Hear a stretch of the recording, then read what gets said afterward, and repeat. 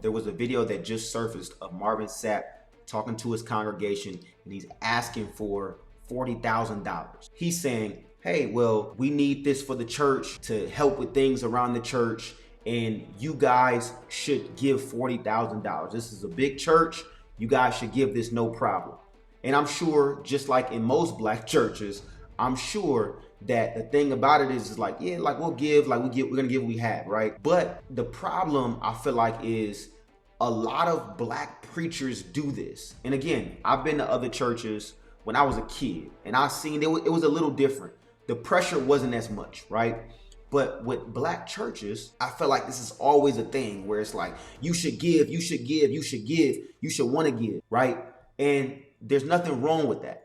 But at the same time, you do make people feel obligated to give. You do make people feel like, man, if I don't give, I'm doing something wrong. And you may not have the money to give, right? And I've always had this problem with black churches. If you haven't seen the video, check the video out. This is an easy miracle. We should be able to raise $40,000 tonight just from y'all giving. That's it. And they understand the cost that is involved. There's 1,000 of you. I said close them doors. Ushers, close the doors. Close the doors. Close the doors. We all gonna leave together. Y'all ain't going no place but to the restaurant. Now, some of you would say, well, no, you're giving to your church. You should give. Some of you may say, hey, well, you know, there's nothing wrong with that because our people need it, right? But my whole thing is this. When you start telling people to lock the doors, don't let them out, you know what I'm saying? Like, it goes overboard. But this is not a new thing. This has been going on for decades, and it's always been a thing. And me personally, I've never liked this about black churches. I just never liked it because, again, I've seen people, especially older people in the church. We all know those older people that they gonna give their last. If you grew up in a black church, you know them old people that's like, yo, I'm gonna give my last. I don't care what day it is. I don't care what bill I gotta pay. I don't care what it is, because what? God gonna give it back to me. I'm gonna get it back. And that's always been a thing. And now, I'm not saying you should not give to your church. I'm not saying you should not help with offering. I'm not saying you should not assist in, if you have it. I'm not saying that. I'm simply just saying I don't like how it's always being done. I personally think as a pastor, you should set things up for your congregation to make money. I do feel like that, right? Because I've talked to multiple pastors, right? And I pitched them this. I'm like, because I've never been into the offering, right? Because I see people give their last. I've always said, like, yo, what if you, and again, I pitched this to multiple pastors. What if you create a situation where instead of saying, hey, well, here's an offering, because if you don't know, that's how pastors make money, is on your offering, they give to the church, and after they help the church, the leftovers is what they eat with. We all know, and let's not be naive, because we all know this, and if you don't, you've been under a rock. There's pastors that they'll take that money, then they got the private jets, they got the super expensive clothes and jewelry, and their congregation is still kind of struggling, right? And I've never been cool with that. I've never liked it, because I'm like, don't you supposed to be taking this money and putting it to the church? So ain't no reason why the church is looking okay, but you pulling up in a Bentley. Now, if you got your businesses outside of this, you got your money outside of this, then that's cool. But it's a fine line where it's like, yo, like, no one wants to see the pastor balling, but then you taking all the money from your congregation. So I've always pitched this to pastors where it's like, look, set up a situation where your people can make money, like offer a service like credit repair, where you can get their credit in position and get them access to money, to where not only can they help themselves more because they're able to invest in different assets, but they're able to give more. You know what I'm saying? So if we make it more, of course we can give more. That's common sense, right?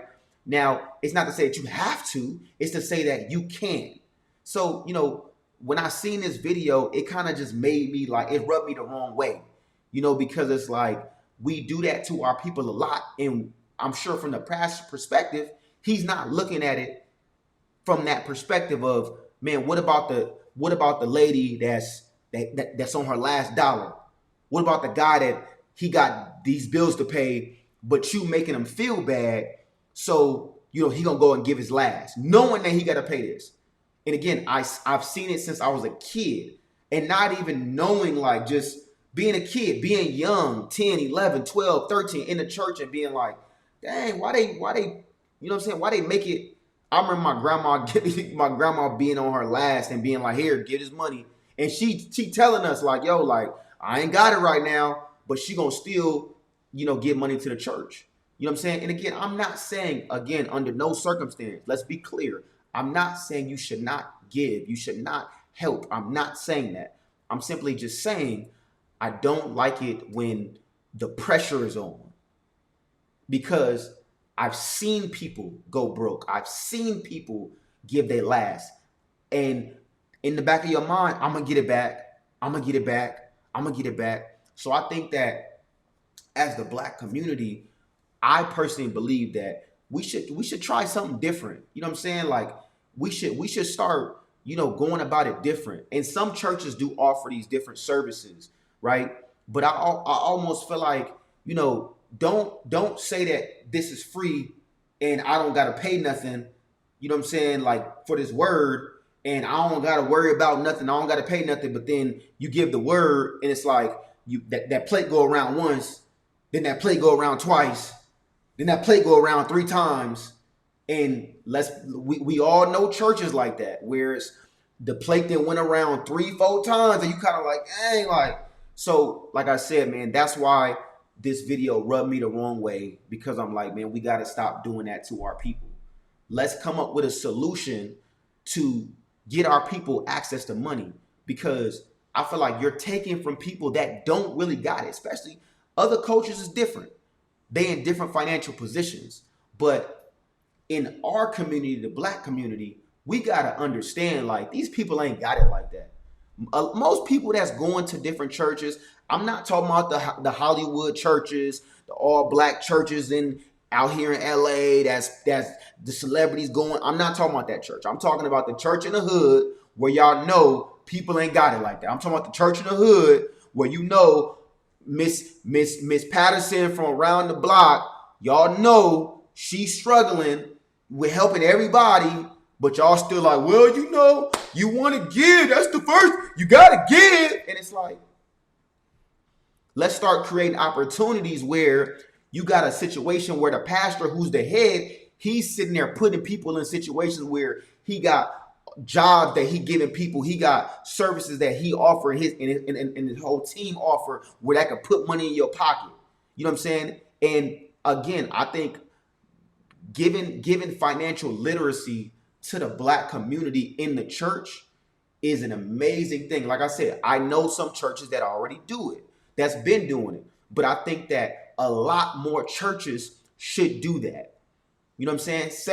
Instead of trying to pass that plate around all the time, look, let me put money in y'all pocket so that when it's time to do an offering, or when the church needs a new roof, or when the pews are getting old, it's not a thing of, man, come on, we need to come up with $10,000 so that we can fix the roof. Like, it's not a conversation like that. It's a conversation of, Brother Johnson has been able to get access to 100,000. Sister Kim was able to get access to $200,000. I understand, as a pastor, I understand investing. I understand buying property. I understand equity. I understand business. So I can help all of y'all make money. So when something goes wrong, it's not a thing of, we got to pass this plate around. It's going to be taken care of, because I done made all of my congregation money. And how do I get paid? I can offer a service where, when you coming into that door or after church or whatever it is, hey, pastor does this as well. Pastor has a legitimate business as well, where he helps, build credit, or he helps, You get access to real estate, or he helps, but the pastor himself got to be on a different mind frame where he got to be into business and understand, yo, I gotta be the tightest one in the whole group because I'm the pastor. I'm the go-to guy. And in every community, every black community, and I think every community, period, the pastor is one of the top guys in the community, the most well-known guys in the community, usually one of the most well-respected guys in the community. People are going to listen to him. So if he's leading the pack and he has his thing in order and he understands how to build wealth, it's going to be very easy for him to get people that's going to want to do that. Because I'm not saying have a service where you're not delivering. I'm not saying that. I'm saying have a service where people are, where you can really help your people. Not like the word is helping them. We know without God, none of this is possible. We already understand that.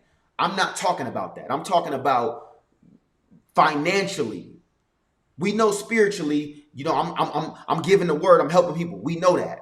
But financially, I'm gonna say this again. Financially, the leader in the community, which is usually the pastor, one of the top leaders, him having his thing in order to where it's not a thing of passing his plate around. I'm getting them access to money. And that's a service that I offer outside of this. So maybe if he has a business, he may charge whatever for $2,000 for his service outside of the church. But it's the church member. I'm going to show love and I'm going to charge this. But you're still helping people. So now, again, and I know I keep repeating this, but I want this to really sink in. Not just, hey, here, give what you can. Give what you can. And people are struggling because you're the pastor, so you know what's going on. Not everybody, but a lot of people, what's going on in your community. You know what's going on with your members from your church. Brother Johnson car don't work. Sister, Sister Patterson, her air conditioner got cut off. You know what's going on. So as opposed to here, give what you can. No, I'm getting all of y'all access too.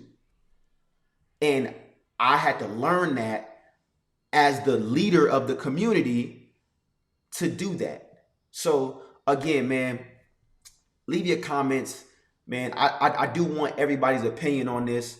I feel how I feel, but I do want everybody's opinion. I want to know how y'all feel about it, man. But as always, I appreciate the love. I appreciate you watching. Make sure you like, share, subscribe, and I'm gonna catch y'all on the next one.